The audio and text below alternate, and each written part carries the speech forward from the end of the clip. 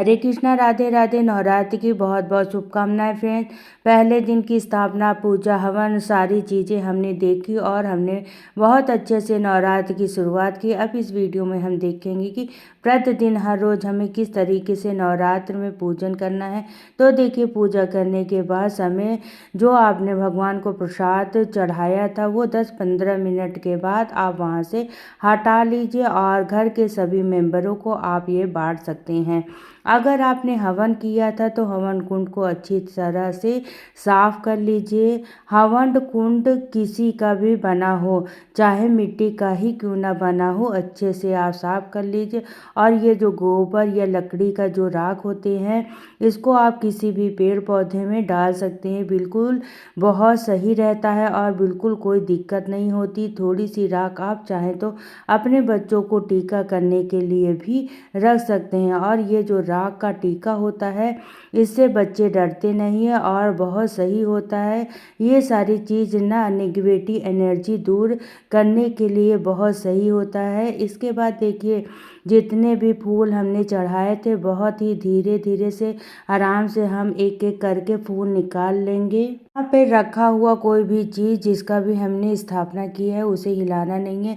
चाहे वो कलश हो या नवग्रह हो, चाहे वो अखंड दीप हो, कोई भी चीज़ हमें हिलाना नहीं। तो इस तरीके से हमने सभी सामग्रियों को बिना हिलाए फूलों को निकाल लिया। और अगर आपने पहले दिन सामग्री चढ़ाई है सुहाग के लिए, तो इस सुहाग के सामग्री को आप चाहें तो 9 दिन मंदिर में पहले रखा रहने दें। उसके लास्ट दिन फिर आप मंदिर में किसी पंडानी को या पुजारी को या घर में किसी बड़े को आप अगर देना चाहते हैं तो आप दान कर सकते हैं। इसमें से 1-2 चीज़ अपने लिए भी रख सकते हैं। दक्षिणा भी हम वहीं पे रख देंगे और नराज समाप्त होने के बाद कन्या को दान कर सकते हैं या किसी भी ज़रूरतमंद व्यक्ति को भी दान दे सकते हैं। पाठ को हम यहीं रखे रहने देंगे क्योंकि 9 दिनों तक रोज़ाना हमें पाठ करनी होती है। तो इस तरीके से देखिए, चौकी हमारी बिल्कुल साफ़ हो गई है और जितने भगवान का हमने स्थापना किया थे वो सारी चीज़ें अभी भी चौकी पर मौजूद है। इसके बाद हम भगवान को, देवी देवताओं को, जिनको भी आपने स्थापना किया है, उनको जल का छींटा देते हुए पूजन कर लेंगे, स्नान करा देंगे। गणेश जी को, लक्ष्मी नारायण को, जिनका भी आपने स्थापना किया है, जो भी भगवान आपके यहाँ पर चौकी पर स्थापित है, सभी का पूजन हम जल का पहले छींटा देकर स्नान कराएंगे। फिर आप चाहें तो वस्त्र रूपी कलावा चढ़ा सकते हैं या फिर पहले दिन चढ़ा लिया है तो रोज़ अगर नहीं भी चढ़ाना चाहते हैं तो कोई दिक्कत नहीं है, आप पहले दिन ज़रूर चढ़ाइएगा। अगर आप अगले दिन नहीं भी चढ़ाएंगे तो कोई बात नहीं। इस तरीके से जल का छींटा देकर हम पूजन कर लेंगे। फिर गणेश जी को हम दुर्वा घास हो तो आप दुर्वा घास फूल चढ़ा सकते हैं। अगर हमारे पास गुलाब के फूल हैं, गुड़हल के फूल हैं तो वो ज़रूर चढ़ाना है। अगर नहीं है तो देखिए, गेंदे के फूल तो सभी के पास होते हैं, तो आप गेंदे के फूल हम चढ़ा देंगे। माता रानी के सामने जो भी लौंग, इलायची, बतासा चढ़ाया था, ये सभी चाहें तो आप 24 घंटे के लिए रख सकते हैं और नेक्स्ट डे उठा सकते हैं। तो इस तरीके से हमें हर रोज़ लौंग, इलायची, बतासे का भोग लगाना है और ये आप चाहें तो चाय में मिलाकर खा सकते हैं या वैसे भी ड्राई फ्रूट्स अगर कोई खाता हो तो आप दे सकते हैं, खा सकते हैं। तो इसी तरीके से देखिए, सभी देवी देवताओं को हमने फूल चढ़ा दिया और फूल इस तरीके से चढ़ाना है कि ताकि कोई भी चीज़ ना हिल सके। इस चौकी पर एक बार स्थापित किया जाता है देवी देवता दीपक, कोई भी चीज़ को हिलाना नहीं चाहिए। फिर से हम माता रानी को भोग चढ़ा देंगे। हर रोज़ आप नया भोग बनाकर भी चढ़ा सकते हैं या कोई सूखा मेवा भोग, लड्डू वगैरह जो भी व्यवस्था आपने करके रखा है उस चीज़ का भोग लगा सकते हैं।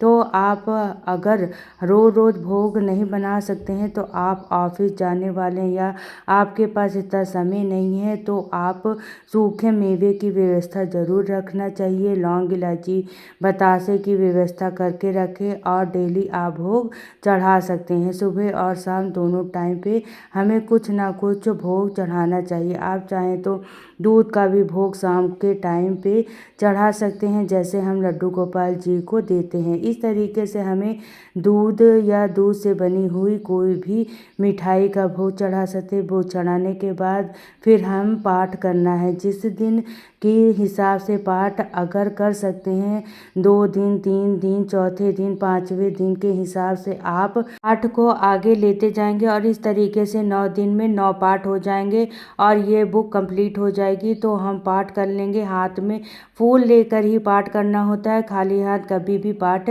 नहीं होता। पाठ होने के बाद बुक को हम चौकी पर ही रख देंगे क्योंकि हर रोज़ हमें ये पढ़ना रहता है। आप चाहे तो थोड़ा से छुट्टे पैसे भी रख सकते हैं यहाँ पर और डेली थोड़े थोड़े करके दक्षिणा चढ़ा सकते हैं। इसके बाद आप डेली हवन करते हैं तो हवन कर लीजिएगा और अगर डेली हवन नहीं करते हैं तो डायरेक्ट आरती करते हैं तो आरती सबसे लास्ट में की जाती है। तो इस तरीके से हम सबसे पहले गणेश जी की आरती दिखा लेंगे। आरती आती है तो खूब अच्छा है, नहीं भी आती तो आप मोबाइल पर लगाकर सुनकर भी इस तरीके से दिया घुमा कर भी आरती कर सकते हैं। घर के सभी कोनों में आरती दिखा देंगे, बच्चों को दिखा देंगे। आरती होने के बाद हाथ में थोड़ा सा जल लेकर इस तरीके से जल को 3 बार आचमनी कर लेंगे और हाथ जोड़कर पूजा में रही कमियों के लिए क्षमा याचना कर लेंगे। हे माता, आपका पूर्ण श्रद्धा के साथ मैं पूजन कर रहा हूँ। आपकी आशीर्वाद हमारे पूरे परिवार के ऊपर अच्छे से रहे। हमारे पूरे परिवार की खुशी आपके हाथ में है और आप अपनी दया दृष्टि हमारे ऊपर बनाए रखें। इस तरीके से हमें रोज़ की पूजा करनी है। शाम के समय भी आप चाहें तो फूलों को हटा सकते हैं, नहीं तो आप चाहें तो अगले दिन भी फूलों को हटा सकते हैं। शाम को धूप और दीप करना है, साथ में हमें शाम को भोग भी चढ़ा सकते हैं और जो भी ज्वारे हमने बोए हैं इसको भी हल्का हल्का पानी का छिड़काव करते रहना है ताकि ज्वारे एकदम से हरे भरे रहे। फ्रेंड, डेली इसी तरीके से हमें पूजन करना है और बिल्कुल सरल विधि से ही करना है और माता रानी का आह्वान हमें किया है तो 9 दिन तक माता का सुबह शाम पूजन, धूप दीप भोग इत्यादि हमें ज़रूर चढ़ाना चाहिए। फ्रेंड्स, आज का वीडियो अगर आप लोगों को पसंद आया हो तो ज़्यादा से ज़्यादा शेयर कीजिएगा ताकि सभी लोगों को पूजन इस तरीके से कर पाएँ। तो आज के लिए इतना ही, फिर मिलती हूँ नेक्स्ट वीडियो में। तो सभी को राधे राधे, जय श्री कृष्ण, जय माता दी।